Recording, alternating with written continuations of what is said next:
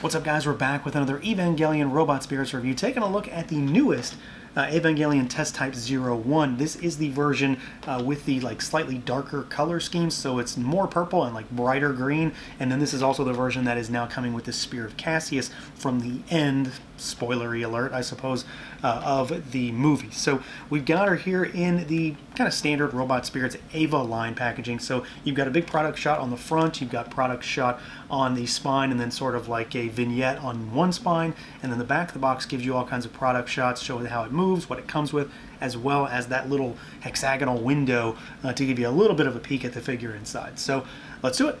Let's pull it out and take a look.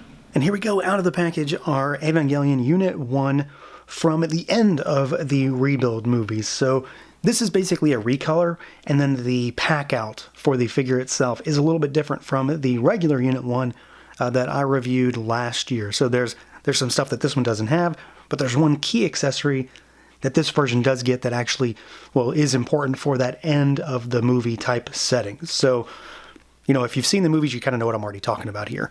As far as the figure itself goes, it's essentially the same thing. So if you've got that Unit 1 already, this may not necessarily be one that you need, but if you don't, it's going to be a really solid entry because, I mean, frankly, we are in an Evangelion renaissance right now, really.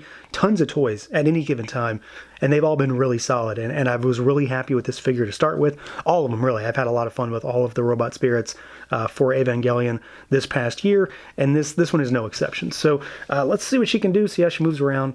We've got a head that can look up all the way. And that, of course, is because the neck moves with it, and it moves really well. And you can sort of see, like, these plates here will move and hinge a little bit, which is really cool just to see that work.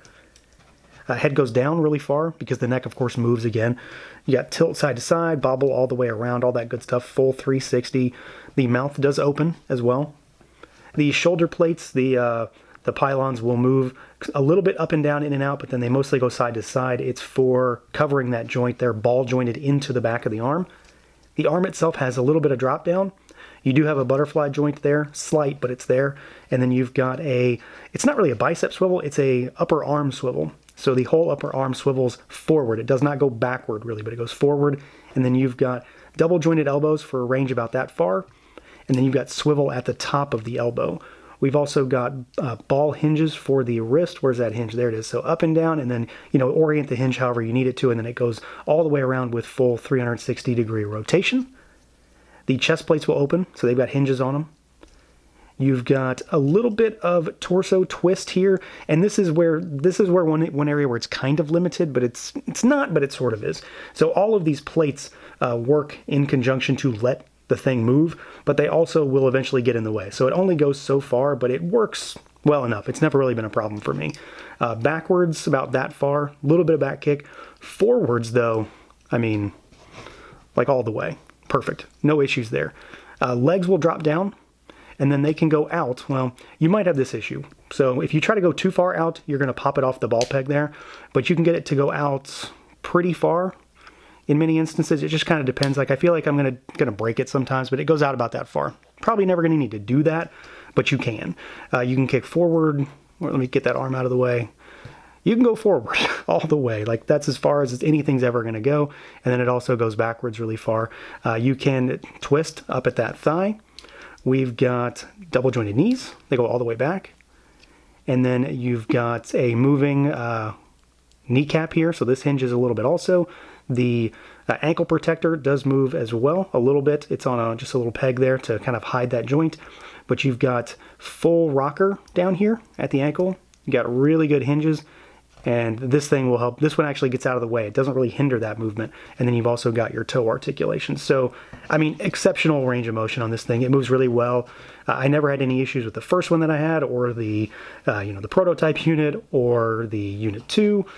None of them. So they all move very similarly, and this one is, of course, more of the same when it comes to that Unit 1, which is not a negative. It's a very well-engineered, easy-to-pose figure, and this, again, is more of the same. Really, really nice to play around with, and it can get into some crazy poses with really no trouble at all.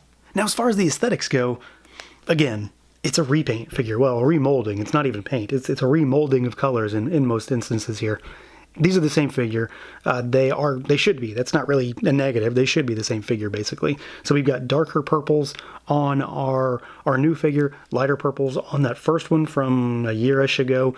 And then the greens do seem slightly brighter to me, but I think it might be more of just the colors playing tricks more than anything else. Otherwise, I mean, they're basically the same thing. So if you've got one, you kind of know what to expect here. And again, that's not a negative. This thing does look different towards the end of the movies. And I think that based on the fact that we're getting something to set a scene with the accessories, that I'm happy with the fact that they're sort of quasi reissuing this one already, because this can be your, first two movies, and this can be like your last two movies, specifically the fourth movie, when it comes to what you want to do with it, maybe eventually who we're going to pit it up against or something like that. Well, I guess we are getting Unit 13. So when you want to pit it against Unit 13, this will be the one you put it with, and this one will be, a different one.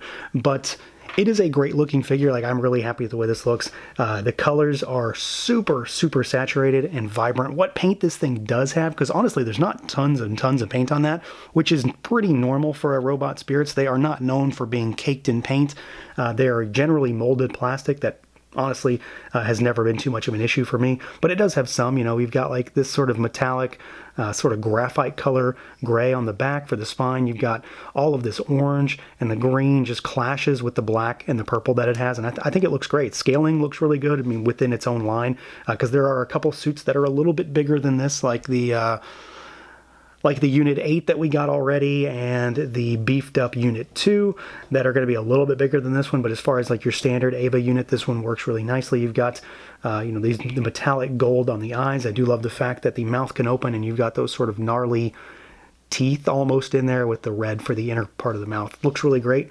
But it's just a great design that translates really nicely into figure form. Like that, there's not a whole lot to really go into detail on here. It very much looks like what it should look like, and at the end of the day, that's kind of all I care about. It looks like the EVA from the movies, and that's pretty much it. It's a different color, but it's the same figure that we've already come to know and appreciate. If, like me, you have this one, which is just again a lighter purple, but both exceptional figures, and they're going to fit two different instances when it comes to setting up a scene or just setting up your display. Now, as far as accessories goes, like I said, this particular release is different from the first release in a few ways when it comes to accessories. It of course looks different, but it has one major difference for accessories, and then it has some stuff taken away. So to start with, it doesn't have the umbilical cord that the first release has, because it's not shown with that in the movie. It doesn't have the AT field effect part, which, I mean, you have hands that will work with that, but it doesn't come with that. Things of that nature. It doesn't have the pylon for the progressive knife that's coming out of it, things like that. It does have most of the same stuff, though. So to start with, we've got hands. So you've got knife-holding hands. We've got trigger finger hands. This is a set of each, so two of each of these. You get the flat palm, kind of karate chop or running hands. You've got the hands to rip open the AT field. So if you've got that first one, you can still use that effect on this, where the hands are kind of crooked in a very specific way. We've got the splayed finger hands, and then we've got our set of fists. And then, of course, the EVA unit has relaxed hands on it in the box. Now, it also has the progressive knife. So you've got that, and then we've got the rifle here. Little bit of paint on it, but otherwise it's just sort of flat gray. Really nothing special there. What's really nice about this one, though, is that it comes with the spear of Cassius. So, I mean, this thing is absolutely huge. Let's go back. So, it's almost twice as tall as the figure itself. It does come apart, so you can, if you need to, you can take it apart. It's mostly just unpainted red plastic, but it very much looks like what it should look like. You do have some black paint on the top and some green paint up here on the blade. And then, of course, when we get Unit 13, we'll have the other spear to go along with it. So this is kind of the key accessory. The gun and the knife are nice, but frankly, I'm never going to use it with this release, I'm sure. It's all about this spear. It's very impactful. It looks great. Sculpt is fantastic. There's not much more to say about it. It's exactly what it should be. So this thing does have less accessories than the first one. Not necessarily a negative thing, because a lot of it doesn't really apply when it comes to this scene that we're setting. But getting this spear is a huge upgrade, huge bonus to make this thing a little bit different. So overall, solid figure. Like, really, there's nothing for me to say negative about this one. I really liked it to begin with in the first release, and this one is mostly the same with a darker color scheme and a really cool spear and a lot of other good accessories. It may, again, have less, but when you're getting this one, you're likely going to be using the spear anyway, so it's probably not going to matter. It moves exceptionally well. I really can't state that enough. It does move incredibly well. It is very posable, very, very agile in terms of posing.